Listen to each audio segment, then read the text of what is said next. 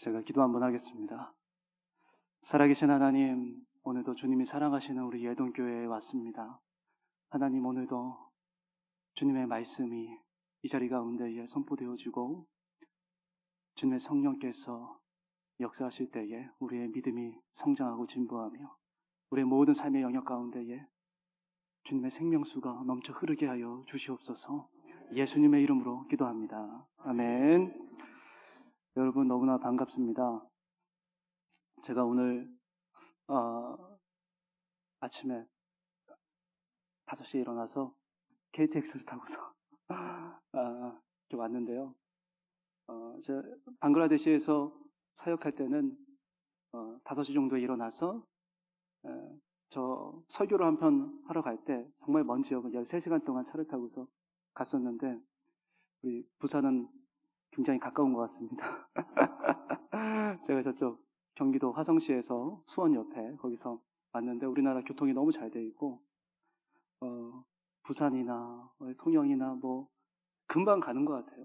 네, 그래서 부산에 내려오면서도 멀다라는 생각이 들지 않고 오늘 아침 예배부터 정말 하나님께서 은혜를 주시고 아까도 예배 후에 장로님 두 분과 교제를 나누는데 아침마다 기도하신다는 그 말씀을 들었을 때 이 안에서 한번 울컥했습니다. 근데 그걸 참았어요. 그리고 우리 담임 목사님과 교제를 하는데 또 한번 이 안에서 울컥했는데 참았어요. 제가 눈물을 좀 잘 참거든요. 그런데 이 자리에 앉아서 찬양을 하는데 주체할 수가 없었어요. 제가 간혹 부르는 찬양이 이 겸손히 주를 섬길 때 괴로운 일이 많으나 구주여 내게 힘주사 잘 감당하게 하소서. 이 찬양을 가만히 혼자서 부를 때가 있습니다. 하나님의 사람으로 살아간다는 것, 영혼을 살리기 위한 하나님의 통로로 살아간다는 것에는 하나님의 많은 연단하심이 있어요. 제가 이전에 와서 말씀을 드렸다시피 제가 살아왔던 저희 가정은 목회자가 선교사가 나올 만한 가정이라고 보기엔 좀 힘든 가정이었습니다. 저는 너무나도 무너져 있는 사람이었고요. 그런데 이런 사람을 하나님께서 주의 종으로 세우시려다 보니까 참으로 많은 연단이 필요했습니다. 이 다윗이 사무엘에게 기름을 부음을 받고서 그 다음부터 먼저 있었던 일들은 고난의 시작이었습니다. 20년 동안 사울에게 살해의 위협을 받으면서 도망쳐 다녔어요. 그래서 그 안에 있었던 사울적인 요소들, 다윗 안에 사울적인 교만한 요소들을 하나님이 제거하시는데 20년이 걸렸습니다. 도망자의 신세로 굉장히 많은 고초와 고난 속에서 다윗이 많은 시편을 썼죠. 원수들을 통하여서 정말 많은 고난을 당했습니다. 그런데 그 시간들이 다윗에게는 필요한 시간들이었어요. 다윗을 다윗되게 하는, 왕되게 하는 하나님의 수업이었습니다. 이 하나님의 복을 받은 사람들에게는 먼저 따르는 것이 고난이더라고요.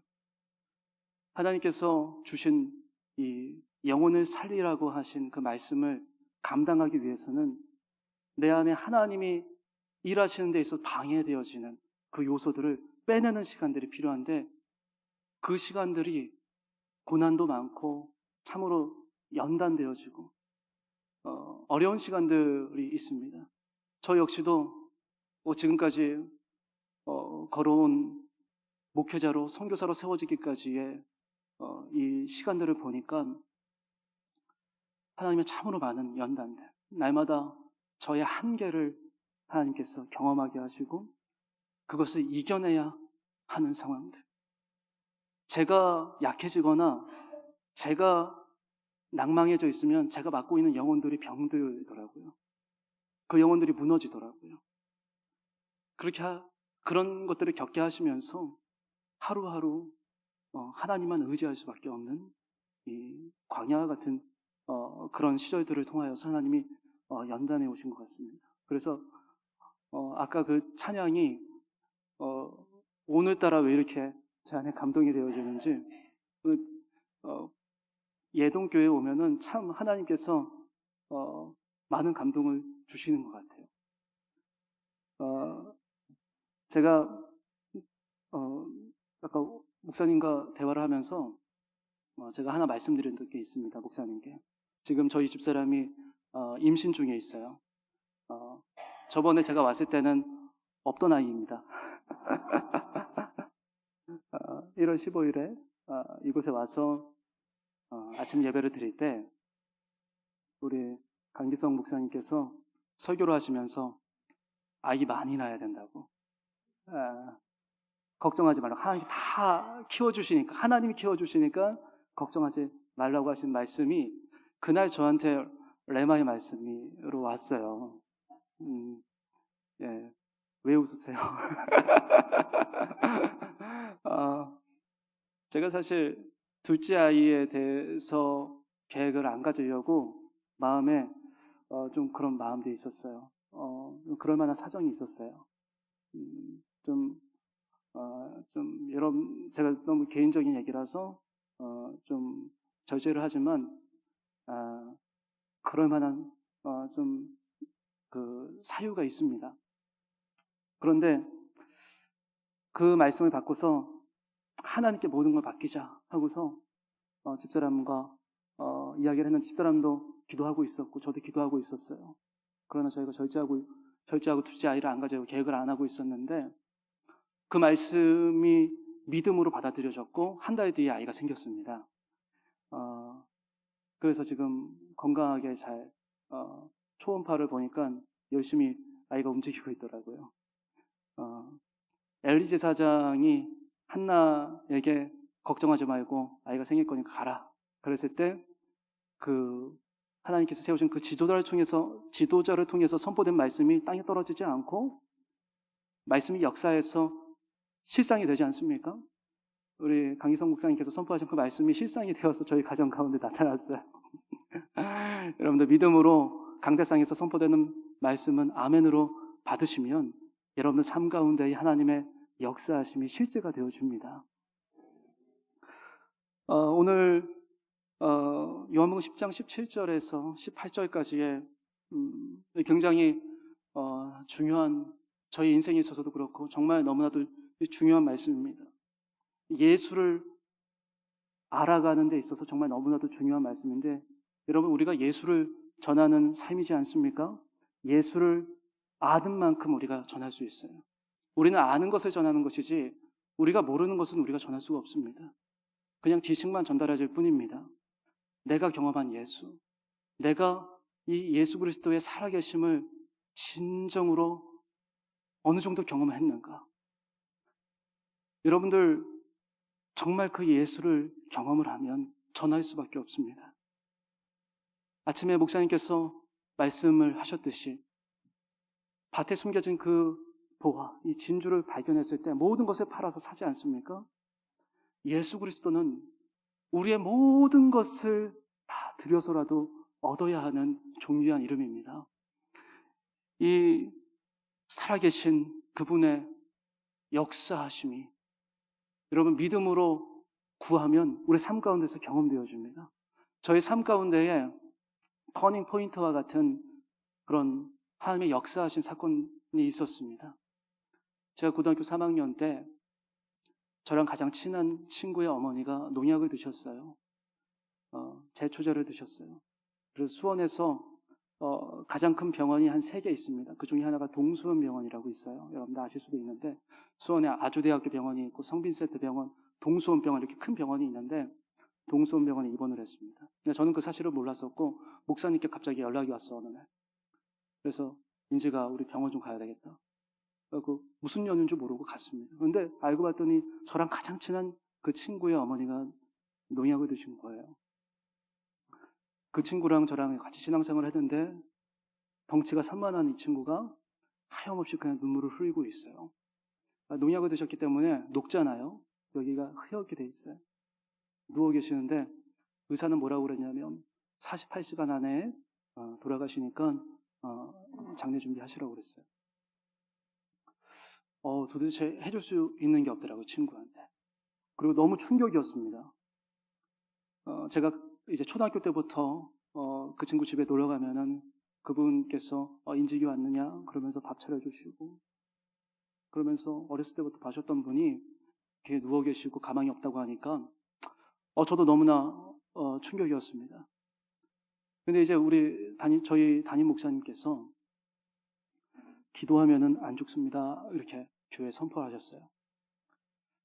그날부터 우리 전 교인들, 믿음이 있으신 분들이 아침에 와서 기도하고 저녁에 와서 기도했습니다. 저도 고등학교 3학년이라서 얼마나 공부를 많이 해야 됩니까?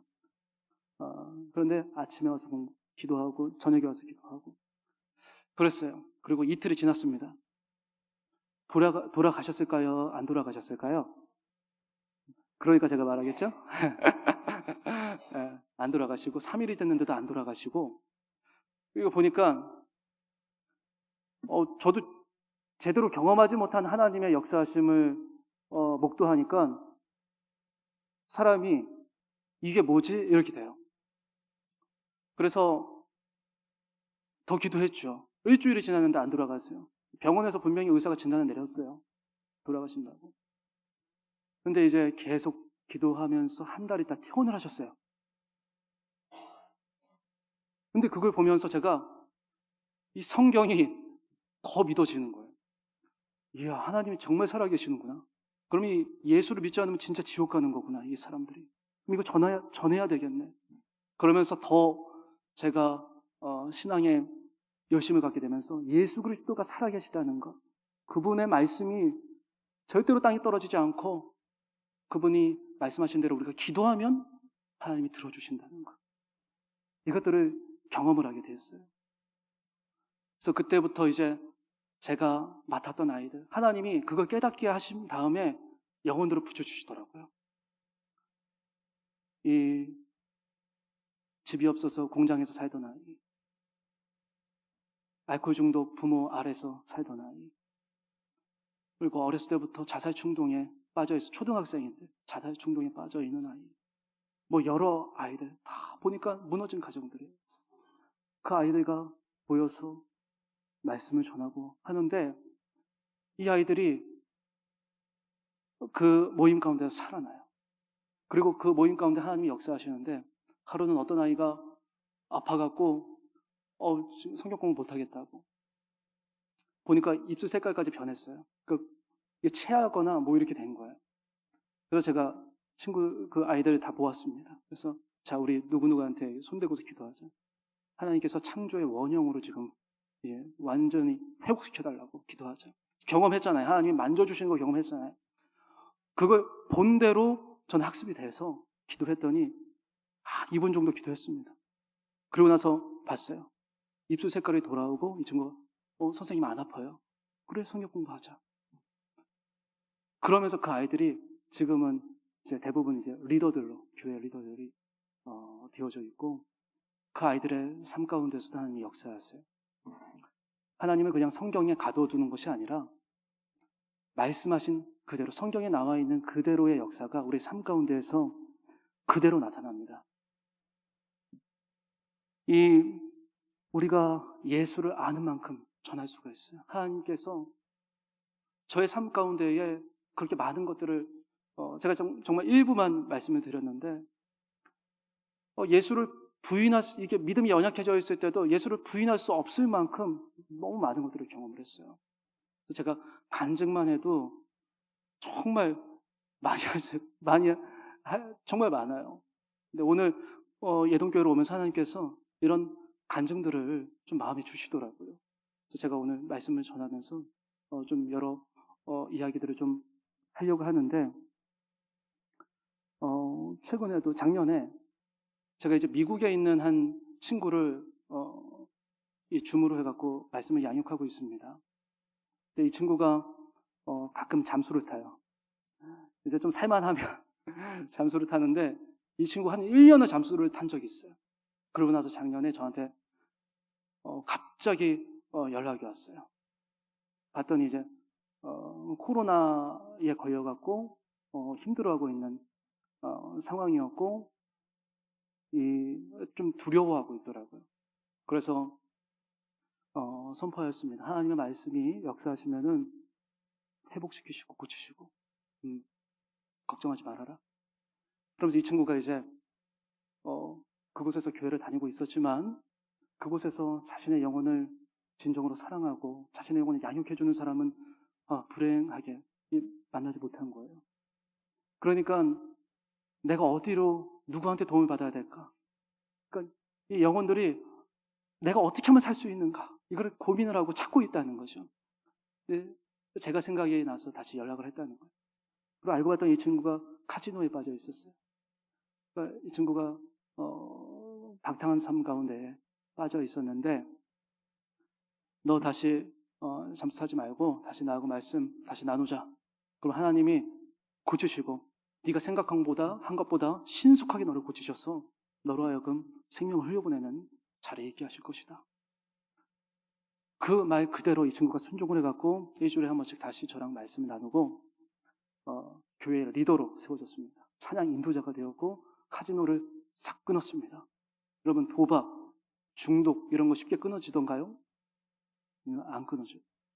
하나님이 도와주셔야 되는 거예요. 근데 하나님이 역사하시니까 이런 것들이 고쳐지는 거죠. 여러분은 사도행전 10장 38절 제가 PPT로 선구를 드렸는데 한번 띄워주시면 감사하겠습니다. 사도행전 10장 38절 한번 읽어보겠습니다. 시작. 하나님이 나사렛 예수에게 성령과 능력을 기름 붓듯 하셨으며 그가 두루 다니시며 선한 일을 행하시고 마귀에게 눌린 모든 사람을 고치셨으니 이는 하나님이 함께 하셨습니다. 아멘. 여러분 잠깐만 띄워주고 계세요. 하나님이 예수께 뭘 부어주셨습니까? 성령과 능력을 기름 붓듯 하셨다. 기름 붓듯 하셨습니다. 모세가 아론과 그 아들들에게 제사장이 기름 부으심할 때 머리부터 발끝까지 기름이 흘러내리는 거예요. 하나님께서 우리를 부르신 이유는 무엇입니까? 먼저는 생명을 주시고 두 번째는 생명을 흘려보내게 하시는 거예요. 그러기 위해서 우리 가운데는 내 힘과 내 지식과 내 경험이 아니라 하나님이 부어주시는 성령과 능력이 필요합니다. 근데 이 예수가 두루 다니시면서 선한 일을 했다고 하는데요. 여러분들 성경에 선하다라는 것은 두 가지 의미가 있습니다. 첫 번째는 생명과 관련되어 있어요. 생명을 준다는 거예요. 두 번째는 무엇이냐? 그것은 하나님 말씀 그대로 되어진다는 것입니다. 이 선하다는 이 의미가 창세기 1장에서 처음 등장하는데 하나님이 빛이 있으라 하시며 말씀하신 그대로 되었더라. 하나님 보시기에 좋았더라. 그대로 되었다. 그래서 좋았다. 좋았다 했을 때 토부라는 말인데 이 말이 선하다는 것과 연결이 되어져요. 그러니까 하나님이 선하게 여기시는 게 뭐예요? 말씀 그대로 되어지는 거예요. 하나님이 우리를 향하신 말씀이 무엇입니까? 뜻이 무엇입니까? 요한복음 10장 10절에 내가 온 것은 양으로 생명을 얻게 하고 더 풍성히 누리게 하려 합니다. 라는 거예요. 여러분 예수 그리스도의 생명을 풍성하게 누리고 계십니까? 여러분의 삶 가운데에 인류가 타락하면서 이 땅에 가시와 엉겅퀴가 나며 모든 만물까지 신음하고 있는 가운데 우리 인생들에게는 질병과 가난과 관계의 파괴와 여러 가지 고난이 주장되고 있어요. 근데 이것이 예수 그리스도 안에 여러분 우리가 제대로 나아간다면 하나님이 하나하나 개입하셔서 만져주시는 것을 경험할 수 있다는 것입니다. 이것은 실제적인 거예요. 그가 채찍에 맞음으로 우리가 나음을 입었느니라. 이 말씀을 믿음으로 받으면 하나님의 말씀은 영원한 말씀이기 때문에 성취될 때까지 역사합니다. 하나님의 말씀은 영원한 말씀이요 창조의 말씀이요 변하지 않는 말씀이에요. 그래서 이 말씀이 떨어지면 영원한 말씀이 떨어진 것인데 믿음으로 받는 자들 가운데에 그 말씀이 성취되어질 때까지 계속 이래서 반드시 고쳐내신다는 겁니다. 반드시 회복시키신다는 거예요. 그것을 받을 수 있는 복을 받을 수 있는 믿음의 그릇이 될 때까지 연단을 시키시는 거예요. 그래서 복이 있는 사람, 말씀을 받은 사람은 무엇이 와요? 고난이 와요. 왜? 하나님 복을 주시려고 그러는데 이 복을 받을 만한 그릇이 종직 그릇만 하면 받을 수가 없잖아요. 이 그릇을 넓혀주시는 것입니다. 엘리사의 제자 중에서 한 제자가 죽었어요. 그래서 그 과부된 사람이 미망인이 엘리사를 찾아왔습니다. 엘리사 선지자요. 당신의 제자인 내 남편이 죽었는데 지금 경제적으로 어려워서 내 자식들도 좀 종으로 팔리게 생겼습니다. 좀 도와주세요. 엘리사가 뭐라고 그럽니까? 너는 이웃집들로 다 가갖고 그릇을 비워와라. 그릇을 다 비워올 수 있는 대로 다 비워와라. 그리고 너 집에 뭐가 있냐? 기름 하나 있습니다. 그 기름을 거기에 부어라. 그래서 그릇을 다 비워와서 거기에 기름을 부으니까 오병이어 기적처럼 계속 나오는 겁니다. 그리고서 이 과부가 자녀들한테 야 그릇 더 줘. 그랬더니 비워온 거 다 드렸습니다. 그랬더니 기름이 딱 멈췄어요. 그릇이 되는 만큼 부어주시는 거예요. 여러분들 믿음이 있는 만큼 부어주시는 것이지 가만히 넉넉히 감 떨어질 때까지 기다리고 있으면 그거는 못 받습니다. 믿음이 있는 만큼 믿음을 구하셔야 되는 거예요. 말씀이 열어져야 됩니다. 예수를 아는 만큼 말씀이 열리고 성경이 열리고 예수를 아는 만큼 우리의 삶이 열어지는 거예요. 예수를 아는 만큼 나를 통해서 영혼들이 더 많이 살아나는 거예요. 오늘 본문 말씀을 보니까 내가 내 목숨을 버리는 것은 그것은 내가 다시 얻기 위함이니 이로 말미암아 아버지께서 나를 사랑하시느니라. 우리 18절은 우리 다 같이 읽어보겠습니다. 시작. 이를 내게서 빼앗는 자가 있는 것이 아니라 내가 스스로 버리노라. 나는 버릴 권세도 있고 다시 얻을 권세도 있으니 이 계명은 내 아버지에게서 받았노라. 아멘. 여러분 이 말씀을 보니까 예수께서 이 땅에 오셔서 하실 일이 여기 들어있어요. 예수가 선택하신 거예요. 죽고 살아나는 것. 근데 이것을 계명이라 하시면서 이 계명을 누구한테 받았대요? 아버지에게서 받았다고 합니다. 이 계명은 내 아버지에게서 받았노라. 죽고 사는 계명을 갖고 오신 겁니다. 그러니까 십자가에 달리시는 것도 주님이 스스로 달리신 거고 이 부활하신 것도 그 받은 그 말씀이 영원한 말씀이라고 했잖아요. 역사한 거예요. 죽는 것과 사는 것은 연결이 되어져 있습니다. 우리 그리스도인들이 우리의 삶 가운데에 바울이 그렇게 얘기하죠. 내 몸에 예수의 이 죽음을 짊어지는 것은 또 예수의 생명이 드러나게 하려, 나타나게 하려 합니다. 그러지 않습니까? 우리가 주님의 일을 위해서 겪는 고난과 이 사망의 역정들은, 고통들은 생명을 위한 것들이라는 거예요.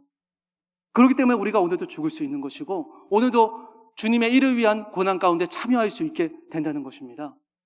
우리가 세례를 받으면 어떻게 된다고 합니까? 예수의 죽으심과 부활하심에 연합한다고 그러시죠?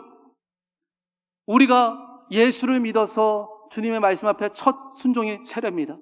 예수의 말씀 앞에 온전히 순종할 때 예수님이 십자가 지신 것처럼 우리도 십자가 졌다고, 죄가 해결됐다고 하나님이 인정하시는 거고, 예수가 부활하신 것처럼 우리 삶 가운데도 부활의 영광이 나타나는 거예요. 이것을 정말 믿는 사람들한테 이 역사가 나타난다는 것입니다. 예수님이 갖고 계셨던 이 죽을 계명과 살 계명, 이 로마 군인들이 예수님을 찾아왔습니다. 가룟 유다가 팔았어요. 근데 그들이 생각했을 때는 가룟 유다가 팔았기 때문에 예수가 잡힌 거고 로마 병정들이 와서 붙잡았기 때문에 잡힌 거라고 생각하지만 그렇지 않아요. 예수님은 내가 스스로 버리노라 라고 하셨어요. 아버지의 말씀이 역사하신 겁니다. 그 이전에도 유대인들과 수많은 무리들이 예수를 잡으려고 얼마나 노력을 했습니까? 그건 잡히셨나요? 안 잡히셨어요. 하나님이 허락 안 하셨어요. 그런데 때가 되자 하나님이 예수 그리스도의 순종을 받으실 때가 되자 그때서야 잡힌 겁니다. 하나님의 말씀이 작동한 거예요. 예수님이 이 동산에서 기도하실 때 이제 군대 수백 명이 왔습니다. 그래서 예수님께 누가 나사렛 예수냐 물었죠. 먼저 예수님 말씀하셨어요. 너희가 누구를 찾느냐? 그러니까 로마 군인들이 나사렛 예수를 찾는다. 그러니까 예수님 뭐라고 합니까? 내가 그다. 그러고 나서 이 뒤에 말씀을 보니까 이들이 넘어졌다고 그래요. 그러니까 수백 명이 이렇게 몰려왔어요. 예수를 잡으려고 하는데 예수님이 먼저 나서 너네 누구 찾냐? 그러니까 그게 나다라고 하니까 이 하나님의 말씀에 순종할 때는요, 하나님의 군대가 동원이 되어집니다. 그러니까 여러분들 말씀 가운데 나갈 때 전도하거나 영혼을 양육하거나 순종할 때 여러분들 내 힘으로 하지 않고 하나님이 역사하신다는 것을 경험할 때가 있어요. 그러니까 우리가 순종할 때 하나님의 군대가 동원이 돼요. 그러니까 로마 군인들이 수백 명이 왔지만 예수 그리스도 가운데는 보이지 않는 하나님의 군대가 더 많이 있었다는 거예요. 예수님이 너희가 죽이려고 찾고 있는 그 나사렛 예수다라고 했을 때 이들이 넘어졌다고 그래요. 이 영적인 위험 앞에 사람은 그것을 이길 수가 없는 겁니다. 마귀가 사망 권세를 갖고서 예수를 잡으려고 했지만 사망 권세로 이겼습니까? 아니요. 예수는 부활하시고 사망 권세를 꺾으셨죠. 여러분들 수많은 무리가 나를 죽이겠다고 둘러싸인 경험 있으세요? 없으시죠? 저는 비슷한 경험이 있어요. 방글라데시에서 사역을 할 때 방글라데시는 문맹률이 굉장히 높습니다. 그래서 이 사람들이 어떤 시위가 발동을 하면요, 금방 사람들이 모이고 금방 유혈 사태가 나요. 사람들이 죽고 이런 일들이 쉽게 이루어지는 거예요. 근데 제가 갔을 때 IS 테러가 있었고 20명이 죽고 그 다음에 또 4명 정도 IS 대원들이 이게 총살당했습니다. 그래서 그 나라 분위기가 굉장히 안 좋았을 때예요. 근데 제가 좀 시골로 또 가야 되는 일이 있어서 이 로컬 버스를 타고서 그 말씀드렸던 13시간 거리는 그곳 샤바할이라는 지역으로 차를 타고 갔어요. 근데 외국인들이 그때는 좀 다니면 위험할 때예요. 근데 사역이 있으니까 사역하러 갔습니다. 근데 아니나 다를까 이 시골 어느 정도 지역에 갔을 때 저 앞에서 수많은 무리들이 데모를 하면서 도로를 점령해갖고 오고 있는 거예요. 외국인들이 위험할 때가 있고 위험한 지역이 있어요. 가면 안 되거든요. 제가 그런 데를 지나치고 있었던 겁니다. 그 사람들이 오는데 제가 그 위험성을 알잖아요. 굉장히 두렵더라고요. 이거는 공권력이 보호해줄 수 있는 상황이 아니에요. 그 상황. 기도했습니다. 하나님 살려주세요. 기도했어요. 정말 두렵습니다. 근데 다행히 이 외국인이 로컬 버스를 타고 시골 버스를 타고 간다는 거는 뭐 생각 못했는지 그 무리가 지나갔어요. 이게 굉장히 두려운 상황인 거예요. 그런데 예수님을 수백 명의 무리가 죽이겠다고 둘러쌌는데 예수께서 거기서 당당히 나설 수 있었던 것은 무엇입니까? 예수님은 환경과 상황에 영향받지 않으시고 환경과 상황 때문에 영향받는 분이 아니에요. 이분은 하나님 아버지의 말씀이 역사하는 것을 아시는 분이에요. 그분의 품속에서 나오신 말씀 그 자체이신 분이시기 때문에. 그래서 그분은 이 죽을 계명, 이 살 계명을 갖고 오셔서 그 말씀 그대로 순종하셔서 부활의 영광, 생명의 영광을 드러내셔서 그래서 우리가 이 자리에 있는 것이고 그래서 우리가 믿음의 소망을 갖고 살아갈 수 있고 믿는 누구라도 그 하나님의 영광이 우리 삶 가운데 나타날 수가 있는 것입니다. 그리고 이 죽을 계명과 살 계명 이것은 우리 각 개인에게도 있어요. 예수께서 말씀 그대로 순종하여 죽고 사셨듯이 우리가 하나님 아버지께 받은 말씀이 무엇입니까? 영혼을 제자 삼고 전도하고 목양하고. 근데 이것을 순종할 때 어려움이 따릅니다. 마귀가 가만히 있나요? 어떻게 해서든지 도전해요. 제가 지금까지 이제 일본으로 가게 되지만 지금까지 제 인생에 있어서 2번의 선교지가 있었습니다. 방금 말씀드렸던 방글라데시에서의 2년 동안의 선교였고 또 첫 번째 있었던 선교는 군대였어요. 제가 다녔던 교회는 군대로 가는 이 청년들을 파송 기도하고 보냅니다. 그러니까 선교사로 보내는 거예요. 저도 그런 파송 기도를 받고 군대로 갔어요. 가기 전에 제가 기도했습니다. 하나님, 복음이 가장 필요한 곳으로, 정말 복음이 필요한 곳으로 나를 보내주세요. 그리고 100명에게 복음을 전하고 전도할 수 있게 하나님 나를 사용해 주세요. 그렇게 기도했어요. 그래서 군대에 갔는데 한 달이 건너갔고 헌병대 원스타를 아시는 분이 있어갖고 저를 좀 편한 데로 빼주시겠다고 저한테 또 약속을 하셨던 상황이었어요. 근데 제가 두 가지 마음이 있었던 거죠. 고난이 있어도 복음을 전하리. 그리고 한편에서는 군대 한 번도 가보지 않은 이 군대 좀 두려운데 좀 편하게 그렇게 빼줬으면 또 좋겠다라는 마음이 있었어요. 근데 제가 어찌저찌 하다 보니까 전방으로 가게 됐습니다. GOP로 가게 됐어요. 그래서 철원의 육사단에 그 철원 평야의 철책 앞에 가게 됐습니다. 그곳에 가니까 정말 말 그대로 좀 옛날 군대가 남아 있어서 교회도 못 가게 하는 거예요. 그래서 제가 어느 날 아침에 주일날 아침에 교회를 못 가게 하니까 너무 큰 충격이었어요. 살다 교회를 못 간 주일은 없었는데 교회를 맨날 가던 사람이 못 가니까 충격이 너무 컸어요. 그래서 아침에 주일날 아침에 저희 담임 목사님께 전화를 했습니다. 목사님 목소리 인직이야? 라고 하는 그 목소리 딱 듣자마자 막 눈물이 막 펑펑 쏟아지는 거예요. 목사님 저 교회 못 갔어요 하면서 쏟아져요. 근데 그걸 뒤에서 보고 있었던 선임병이 쟤 미쳤다 이렇게 된 거예요. 쟤 미쳤다. 교회 이게 이런 돌아가는 사람이 왔다. 예, 거룩한 강대상에서 제가 은어를 말할 수는 없고 돌아다니는 사람이 왔다. 소문이 쫙 퍼졌습니다. 그러고 나서 이 병사들의 눈빛이 다른 거예요. 이상한 거예요. 이상한 애가 왔구나. 고문관이 왔구나. 그러니까 고난이 더 오더라고요.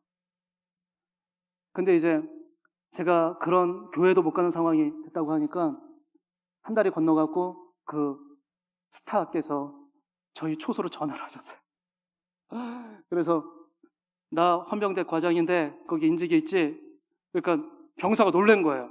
거기 제일 높은 간부는 소위인데 다이아몬드 하나인데 스타가 전화를 하니까 깜짝 놀라갖고 간등성명 되고서 예 누구입니다. 그래갖고 그래 인직이 바꿔. 그래갖고 병장이 막 뛰어왔어요. 그래갖고 취사장에 있었던 저를 불러요. 그래갖고 뭐 때문에 그러십니까? 그랬더니 빨리 와! 막 갔어요. 받으니까 나 헌병대 과장이야. 그래갖고 예, 저는 헌병대 과장이 뭔지도 몰랐어요 제대로. 그래갖고 너 교회 못 갔다며? 예 그렇습니다. 그랬더니 누가 안 보냈어? 그랬더니 그건 말하기 좀 그렇지. 예 그렇습니다. 거기 간부 저기 데려와. 그랬더니 가서 저를 그 교회에 안 보냈던 그분이 왜 불러? 그러셔갖고 헌병대 과장님이 잠깐 전화 바꾸시랍니다. 그랬더니 뭐 뛰어가갖고 딱 중사 누구다 막 그래요. 자 이름을 아직도 기억이 나. 너무 호되게 당해갖고 그런데 이분이 그 전화를 받고 나서 저한테 어깨동무로 딱 하시는 거예요. 인지가 나 믿지? 그러시는 거예요. 자, 믿습니다. 그랬죠. 그러고 나서 그 다음 주에 교회를 갔어요. 스타도 그렇고 하나님께서 믿는 사람 중심으로 일하시는 거예요. 교회에 가서 세상을 구원하기 위해 흘려야 할 피가 필요하다면 하나의 미라의 그 찬양이 나오는데 저 뒷자리에 앉아갖고 푹푹 울었어요. 그러니까 무슨 말이 또 퍼져요? 제대로 미쳤다. 네, 제대로 미친 애가 왔다. 소초로 돌아갔더니 너 울었다며. 예. 설명을 미련하게 제가 또 믿음 없는 사람한테 설명을 하려고 그랬어요. 또. 병장 상병들한테. 그래서 그날 저녁에 관물대가 전문 용어로 관물대가 뽑혔습니다. 네. 다 털어갖고 5분, 3분 있던 자료 다 해야 돼요. 겨울이라서 8겹, 7겹 입는 상태였어요. 영하 30도까지는 내려가요. 거의. 한국에 그런 곳이 있는지 몰랐어요. 근데 관물대가 3번 털렸습니다. 이 신앙 때문에 고난을 받은 거죠. 근데 그곳에서 기도했어요. 하나님 이곳에서 복음 전할 사람들 보이게 하시고 화장실 가서 성경 읽고 기도하고 선임병들 안 보일 때 기도하고 말씀 보고, 그거 보고 있어도 갈굼 받거든요. 그러다가 이 어떤 선임병이 저한테 그런 얘기를 하는 거예요. 야, 오늘 너무 추우니까 너 기도해서 따뜻하게 만들어라. 그러는 거예요. 예. 말이 안 되는 거죠. 근데 제가 뭐라고 그럴게요? 제가 뭐라고 그랬을 것 같아요? 못한다고 어떻게 얘기해요, 거기서? 알았다고 그럴 수밖에. 네, 선택의 여지가 없어요. 알겠습니다. 그러고 나서, 잠자리에 들 때, 자정이 되면은 전원 투입이 돼요. 그래서, 6시, 7시에 이제 잠자리에 들 때 기도했습니다. 하나님, 제가 이렇게 얘기했는데, 따뜻해지면은 저 사람들이 주님 믿지 않겠습니까? 주님의 살아계심을 인정하지 않겠습니까? 하나님, 날씨가 변하게 해주세요. 막 오래 통성으로 막 그런 거 못해요. 잠깐 기도하고 얼마나 피곤해요. 이등병 때 심한 날은 하루에 2시간 정도씩 자고 막 그랬단 말이에요. 그러니까 픽 쓰러져 잤어요. 그러고 나서 12시 전원 투입이 돼서 이제 휴전선으로 나가는데 땀이 나는 거예요. 이등병이 정신이 없기 때문에 기도했다는 걸 까먹었어요. 근데 이상하다. 오늘은 왜 이렇게 땀이 날까? 그럴 때가 아닌데. 그러고 나서 이 초소에 들어가서 봤더니 영하 3도가 돼 있는 거예요. 제가 아까 말씀드린 영하 30도까지는 내려간다고. 거기보다 좀 더 따뜻한 지역으로 왔더니 영하 28도, 29도더라고요. 저 더 추운 데 있었거든요. 그러니까 대략 못해도 27도가 올라간 거예요. 제가 영하라고 그래갖고 헷갈리실 수가 있는데 영하 30도에서 영하 3도가 됐다는 거는 27도가 올라갔다는 거예요. 이 구름이 쫙 껴갖고 선임병들이 그러더라고요. 구름이 하나도 없이 하늘이 청명하면은 너무 춥고 구름이 딱 가려져갖고 온실처럼 이렇게 하면은 따뜻해진다는 거예요. 근데 하늘을 봤어요. 진짜 그럼 하늘을 봤더니 구름이 잔뜩 꼈더라고요. 하나님이 날씨를 변하게 하신 거예요. 그런 일들을 보면서 제가 믿음이 더욱더 성장했죠.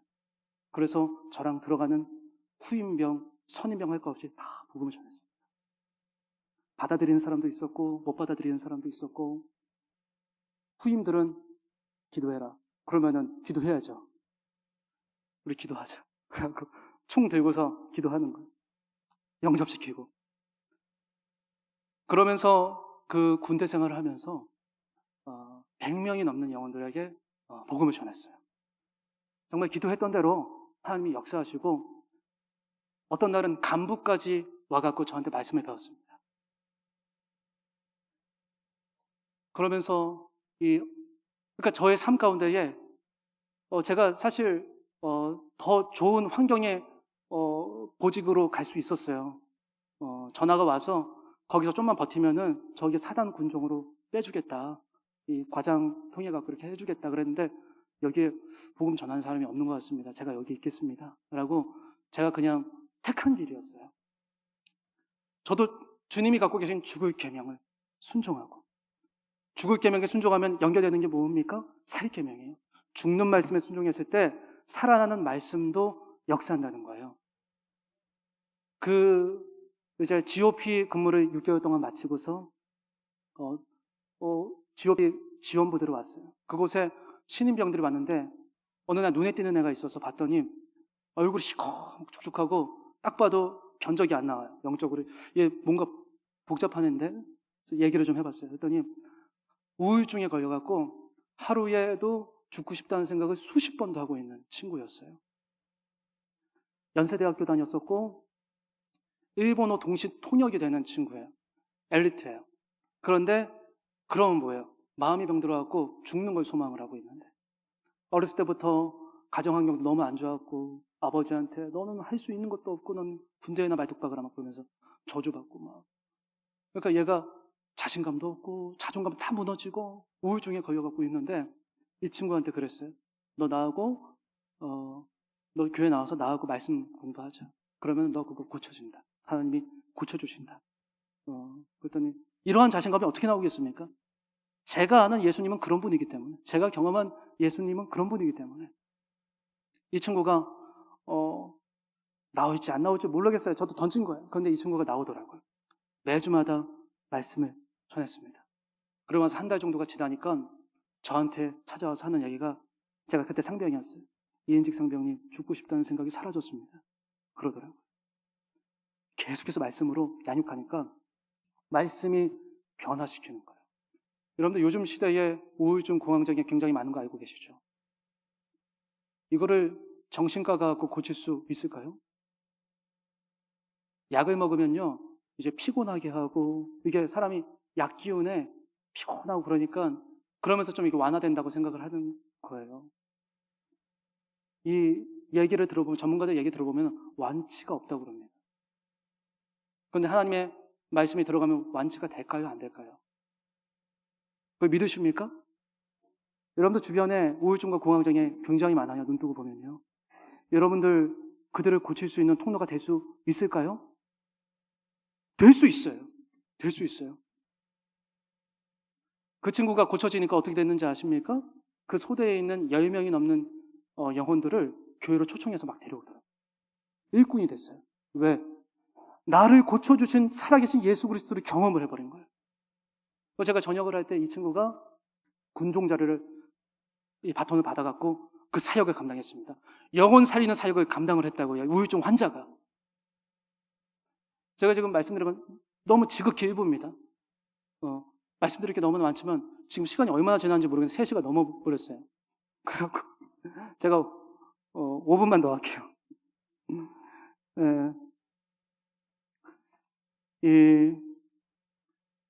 여러분, 우리 가운데에 하나님께서 주신 말씀이 새로운 계명이 있다고 그럽니다.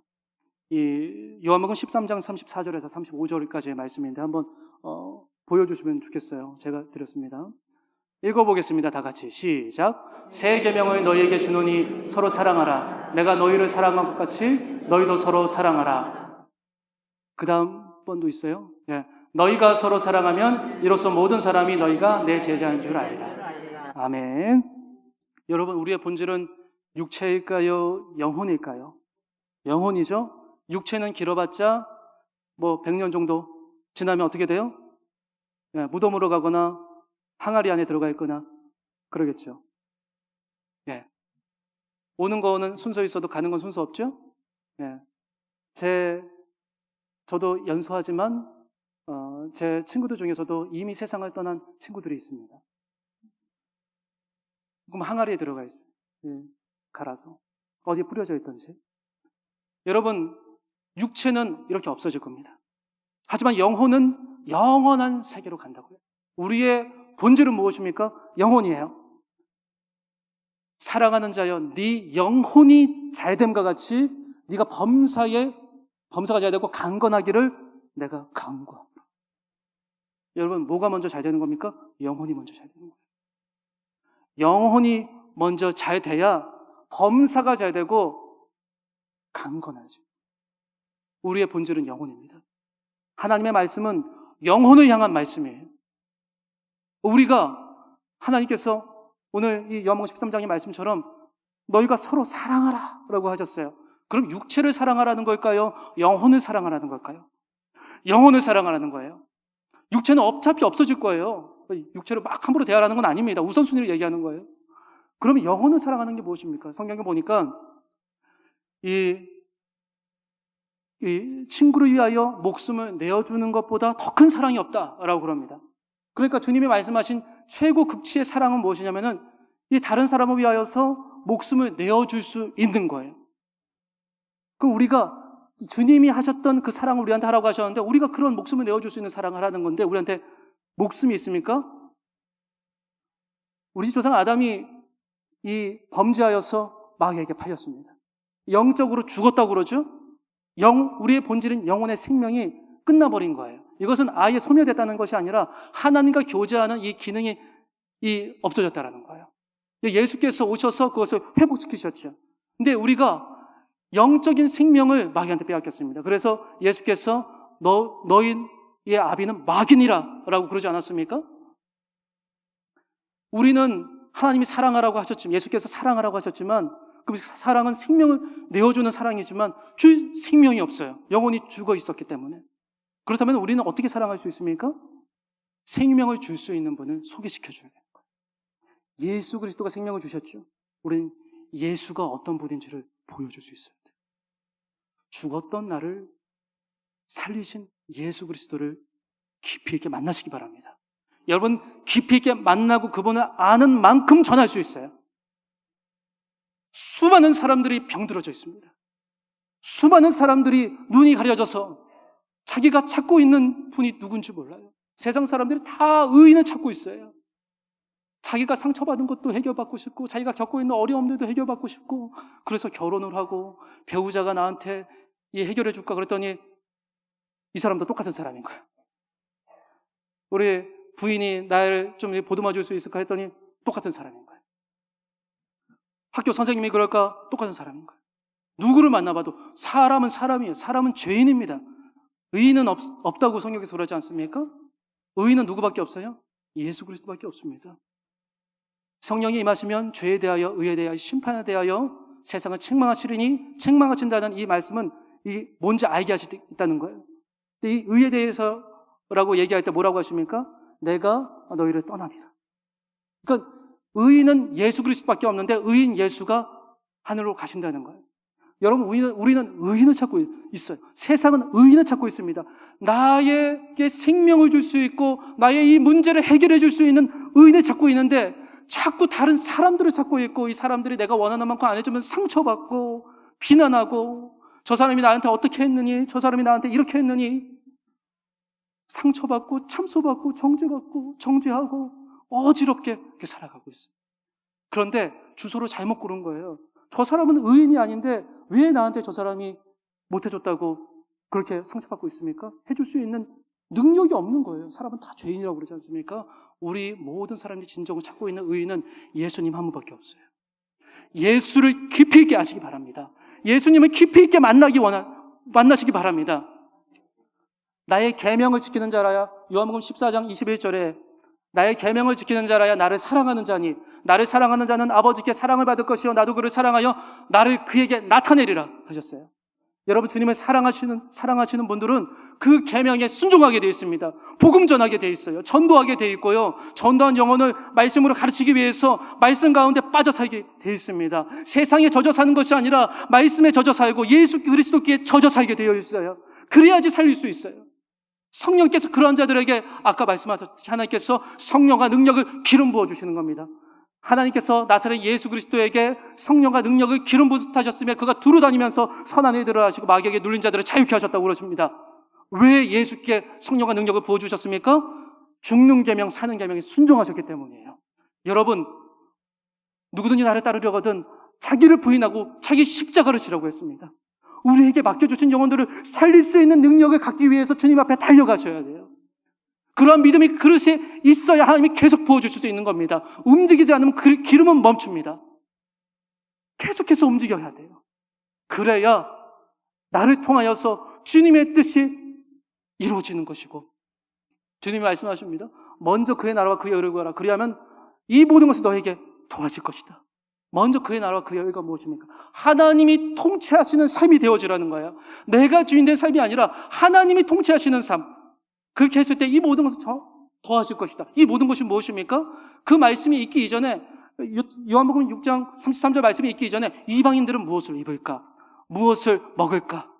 무엇을 마실까? 이런 것들 구하고 있지만 너희는 그렇지 아니하느니 너희는 먼저 그의 나라와 그의 의를 구하라. 먼저 구하라고요. 안 구하는 게 아니라, 이제부터 안 구하라는 게 아니라 먼저 주님의 통치하심이 내 삶을 주장하시고 주님이 내 주인이 되어주시도록 기도하라는 거예요. 내 생각과 내 경험과 이런 것들이 주님보다 높아져 있으면 안 돼요. 우리는 수많은 경험을 갖고 있을 수 있습니다. 저보다 연배가 다 있으시잖아요, 지금.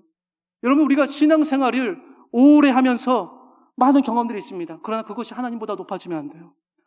그러니까 하나님께서는 하나님보다 높아진 이론까지도 다 파쇄하셔야 된다고 하셨습니다. 오직 하나님의 말씀만이 오늘의 나를 이끌어가야 됩니다. 믿음의 그릇이 있는 만큼 하나님은 부어주시는데, 이 정도면 됐지. 내가 이 정도 했으니까 이 정도면 됐지 하는 그 순간 끊기는 거예요. 우리는 계속해서 죽을 때까지 주님의 일을 위해서 움직일 때, 먼저 그의 나라와 그의 의를 구할 때 하나님이 이 모든 것들, 필요한 것들을 부어주시는 겁니다. 주님의 일을 하니까 주님의 능력을 주시는 거고요. 주님이 말씀하신 그 영혼을 살리려고 하니까 그만한 영감을 주시는 거고요. 주님이 살리라고 하신 그 영혼들 가운데 말씀을 전하려고 하니까 주님이 계시를 열어주시는 거고요. 저 같은 경우는 주님이 선교하러 가시니까 우리 귀한 우리 예동교회도 붙여주시고 귀한 중보자들까지 붙여주시고 필요한 사람들을 붙여주시지 않습니까? 여러분들 삶 가운데에 하나님의 사람들은 세 가지가 따라다니는데요. money, method, man. 하나님이 붙여주시는 거예요. 하나님 앞에 서 있으면, 사람 앞에 서 있는 게 아니라 하나님 앞에 서 있으면 하나님이 필요한 사람을 보내시고 필요한 물질을 보내시고 그 상황에 맞게 필요한 방법을 주신다는 거예요. 여러분들 시간이 많이 지났습니다. 제가 거짓말을 했네요. 아까 5분 더 한다고 하고 9분을 더 했어요. 용서해 주세요. 자, 우리 기도하고 마치겠습니다. 살아계신 하나님, 오늘도 귀한 교회 가운데 와서 주님의 말씀을 함께 나누었습니다. 우리 귀한 선교하는 예동교회를 주님께서 세워주셨사오니 우리 강기성 담임 목사님을 구심점으로 하여 우리 모든 성도들 주님 나라를 위하여서 달려 나아갈 수 있도록 날마다 기름 부어 주시옵소서. 그 일을 함에 있어서 필요한 건강과 물질과 사람과 방법들을 주님 날마다 공급하여 주셔서 주님이 기뻐하시는 삶으로 주님 앞에 온전히 영광 올려드릴 수 있도록 주님 붙잡아 주시옵소서. 주님 귀한 교회와 동역하며 동행할 수 있게 하심을 주님 감사드립니다. 이 동행의 모든 사역 가운데에 많은 영혼들이 주님께로 돌아올 수 있는 역사가 있도록 주님 성령으로 역사하여 주시옵소서. 살아계신 예수님의 이름으로 기도합니다. 아멘. 감사합니다.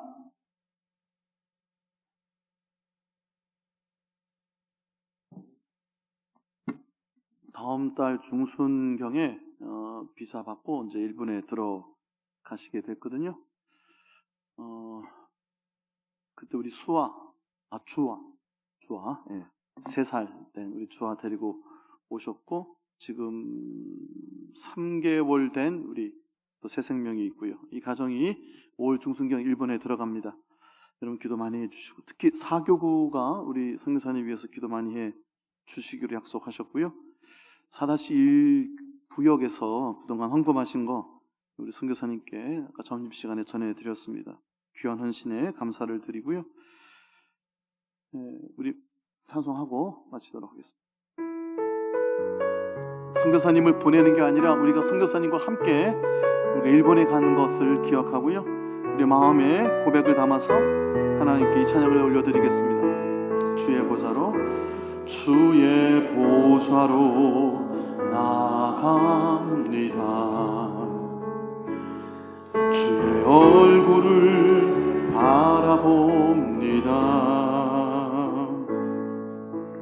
두 손을 들고 겸비함으로 하나 되어 주께 나아갑니다. 주의 은혜에 목마릅니다. 주의 음성을 사모합니다. 두려워 말라 평안하라 강건하라 하늘의 문 열어주소서. 주의 긍휼 베푸시옵소서. 우리의 눈을 열어 주의 보좌와 그 영광을 보게 하소서. 주 얼굴 비춰주소서. 위로의 손으로 만져주소서. 우리로 주님을 간증하는 주인공 되어 주를 자랑케 하소서. 하늘의 문 열어주소서. 하늘의 문 열어주소서. 주의 긍휼 베푸시옵소서. 우리의 눈을 열어 주의 보좌와 그 영광을 보게 하소서. 주 얼굴 비춰주소서. 위로의 손으로 만져주소서. 우리로 주님을 간증하는 주인공 되어 주를 자랑케 하소서.